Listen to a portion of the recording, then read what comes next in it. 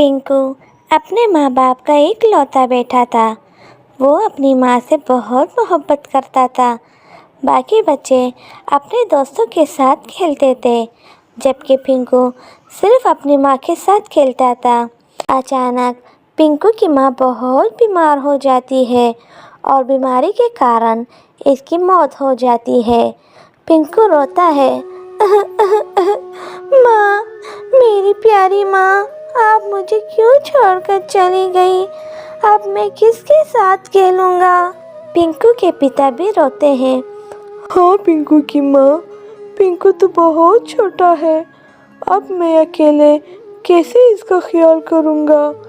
और यूँ पिंकू अकेले रह जाता है। पिंकू की हालत देखकर इसके अब्बू बहुत परेशान होते हैं। नहीं नहीं, मैं पिंकू को इस हालत में नहीं देख सकता, मुझे ही कुछ करना पड़ेगा। फिर पिंकू के पापा दूसरी शादी कर लेते हैं और उसे घर ले आते हैं। पिंकू, मेरे बेटे, ये तुम्हारी माँ और ये तुम्हारा भाई है। आज से तुम अकेले नहीं हो। सच पापा, ये मेरी माँ है और ये मेरा भाई है। हाँ बेटा, आज से मैं तुम्हारी माँ और ये तुम्हारा भाई है। पिंकू के पापा सुकून की सांस लेते हैं और काम पर चले जाते हैं। इनके जाते ही सौतेली माँ अपना रूप दिखा देती है। ए लड़के, ना ही मैं तुम्हारी माँ हूँ और ना ही ये तुम्हारा भाई है। पहले अपने माँ को खा गए, अब क्या मुझे भी खाना चाहते हो? पर माँ, पापा ने कहा कि आप मेरी अम्मी हो। मैं कोई तुम्हारी अम्मी नहीं हूँ। ये सब सुनकर पिंकू रोता है। पिंकू के पापा को कोई खबर नहीं होती, वो भी कामों में मसरूफ़ होते हैं और वो भी पिंकू का ध्यान नहीं रख पाता। पिंकू अपनी माँ और भाई को साथ देखता तो रोता है। सौतेली माँ अपने बेटे को खाना खिलाती है और इससे बहुत प्यार करती है। पिंकू भी पास आता है। माँ, मुझे भी बहुत भूख लगी है, मुझे खाने के लिए कुछ दे दो। ये सुनकर वो गुस्सा हो जाती है और कहती है, चल जा यहाँ से, जाकर खुद ही खा ले। मेरे बेटे पर नज़र है तुम्हारी, खबरदार जो मेरे बेटे से अपना मुआवजा किया तो। माँ, इसको भी खिला दे, भूख लगी होगी इसे। तू चुप कर और शराफत से खाना खा, इस मनहूस से दूर रहना। पिंकू रोता है और वहाँ से चला जाता है। पिंकू का भाई सोहना इसके पास आता है। भाई, तुम यहाँ? हाँ भाई, माँ सो गई है, हम यूं ही चुप चुप कर खेलते रहेंगे, तुम परेशान ना हो। क्या सच में? इतने में सौतेली माँ वहाँ आ जाती है। सोहना, तुम्हें कितनी बार समझाया है, इसके साथ मत कहला करो, मैं इसकी माँ नहीं हूँ। और पिंकू बेचारा रोता है।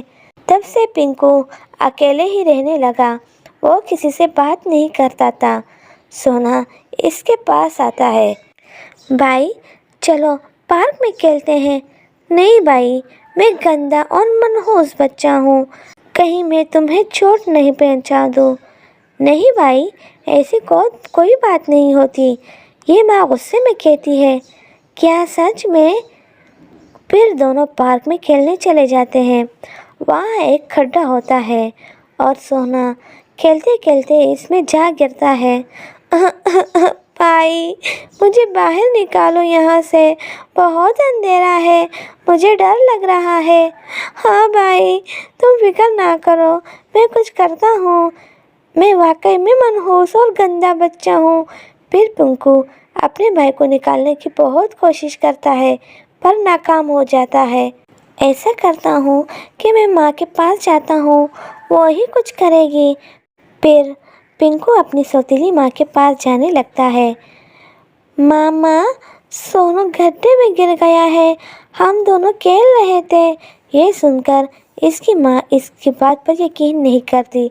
झूठ मत बोलो, मेरा सोना पार्क में जा ही नहीं सकता, तुम झूठ बोल रहे हो। माँ, मैं सच कह रहा हूँ, आप एक बार चल कर देखें, अगर झूठ हुआ तो आप मुझे खूब डांटना। बारिश से पहले हमें सोनू को गट्टे से निकालना होगा। अच्छा ठीक है, मैं चलती हूँ, पर अगर झूठ हुआ तो तुम्हारी खैर नहीं। फिर इसकी माँ इसके साथ पार्क में आती है और अपने बेटे को देखती है तो रोने लगती है। मेरे बेटे, तुम परेशान ना हो, मैं अभी तुम्हें बाहर निकालती हूँ। हाँ माँ, मुझे बाहर निकालो। फिर सोनू की माँ अपने बेटे को बाहर निकालती है और गले से लगा लेती है। पिंकू का कहता है, माँ मुझे माफ़ कर दो, मैं वाकई में बहुत मनहूस हूँ, मेरी वजह से ये आज मुसीबत में था। नहीं बेटा, तुम मनहूस नहीं हो, मैं ही बुरी थी जो तुम्हारा प्यार एक माँ के लिए नहीं पहचान सकी। तुम माँ के लिए तरसते रहे, पर मैंने तुम पर रहम नहीं किया। आओ मेरे गले लगो। फिर पिंकू अपनी माँ के गले लगता है और यूँ वो एक मुकम्मल परिवार बन जाता है। एक घने जंगल में एक रानू चिड़िया अपने बेटे सोनू के साथ रहती थी। उस रात हवा बहुत तेज थी और रानू का घर हवा की वजह से हिल रहा था। रानू का बेटा सोनू को डर लग रहा था। मम्मा, ये हवा क्यों चलती है? बेटा, ये हवा सर्दी में इस तरह ही चलती है। वो माँ बेटे बात कर ही रहे थे कि रानू का घर टूट जाता है और वो दोनों रोने लग जाते हैं। मम्मा, अब हम क्या करेंगे? हमारा तो घर भी टूट गया है और सर्दी भी बहुत है। बेटा, परेशान ना हो, मैं इस जंगल की पुरानी पक्षी हूँ। मैंने हमेशा दूसरों की मदद की है, आज वो मेरी मदद ज़रूर करेंगे। हम कबूतर के घर जाएंगे। तुम्हें पता है, कबूतर जब इस जंगल में नया आया था तब इसका घर भी नहीं बना था और मैंने कई रोज़ इसे अपने घर में रखा था। मम्मा, फिर हम कबूतर अंकल के घर जाते हैं। फिर वो दोनों कबूतर के घर जाते हैं। शुक्र है मेरी पत्नी आज मैके गई हुई है, क्योंकि ये घर तो बहुत कमज़ोर है। अगर वो भी होती तो ये घर टूट ही जाता। ये इतना मजबूत नहीं है। कबूतर अभी सोच ही रहा था कि इसके दरवाजे पर दस्तक होती है। कौन है? कबूतर भाई, मैं हूँ रानो। मेरा घर तेज़ हवा की वजह से टूट गया है और बाहर सर्दी भी बहुत है। आप आज रात हमें अपने घर में रहने दें। रानो बहन, मेरी पत्नी आज मैके गई हुई है, वरना ये घर बहुत कमज़ोर है, इतना वज़न बर्दाश्त नहीं कर सकता। ये सुनकर रानो खामोश हो जाती है और अपने बेटे से शर्मिंदा भी होती है। मम्मा, अब क्या करें? बेटा, कालू के घर जाते हैं। इनका घर मजबूत है, परसों ही इन्होंने बनाया है। फिर माँ बेटा कालू के घर जाते हैं। कौन है और इतनी रात को दरवाज़ा क्यों बजा रहे हो? मैं हूँ गौरी बहन, क्या आपने मुझे नहीं पहचाना? रानो, ये कौन सा समय है मिलने मिलाने का? इतनी तेज़ हवा है, जाओ अपने घर जाओ। गौरी, मेरा घर टूट गया है, हमें आज रात अपने घर जगह दे दें। तुम्हारा घर टूटा तो इसमें मेरी क्या गलती है? हमारा घर इतना मजबूत नहीं, पहले ही हम 3 हैं यहाँ। कालू भाई, मैं अपने बेटे को लेकर कहाँ जाऊँगी? अच्छा, तुम अपने बेटे को अंदर भेज दो, सिर्फ इसे ही रख सकते हैं। हाँ ठीक है, सिर्फ सोनू को ही अपने पास रख लो तो मेरे लिए काफ़ी है। मैं यहाँ पेड़ पर ही रह लूँगी। फिर सोनू इनके घर चला जाता है और रानो पेड़ पर ही रो रही होती है। ये तमाम पक्षी इतने सख्त दिल क्यों हैं? मैंने तो हमेशा सबके साथ अच्छा ही किया है, पता नहीं इनके दिल इतने सख्त क्यों हैं। और यूँ रात गुजर जाती है और सुबह हो जाती है।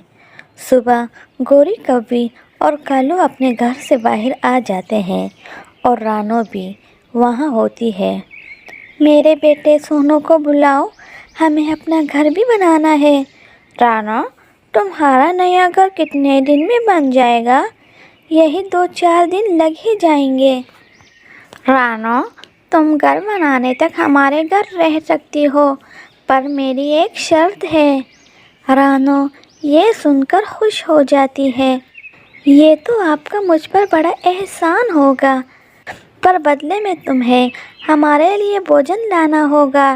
رانو کو ان کی شرط منظور ہوتی ہے اور پھر ماں بیٹا گھونسلہ بنانے کے لیے تنکے اکٹھا کرتے ہیں اور رانو گوری کبھی کے لیے بھوجن لے کر ان کے گھر آ جاتی ہے۔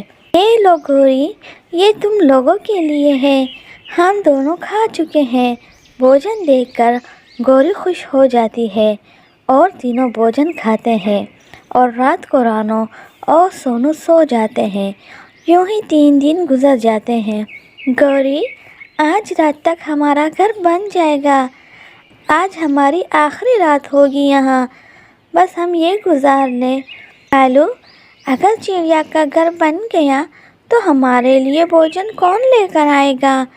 تیار بھوجن ہمیں مل جاتا تھا۔ ہاں گوری، تم صحیح کہہ رہی ہو، کچھ کرنا پڑے گا۔ اگلے دن رانو اور اس کا بیٹا اپنے نئے گھر کے سامنے بیٹھے ہوتے ہیں۔ انہوں نے بہت مضبوط گھر بنایا ہوتا ہے۔ اتنے میں گوری کا بیٹا جگو آتا ہے۔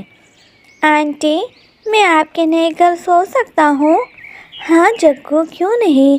پھر جگو نئے گھر میں سو جاتا ہے۔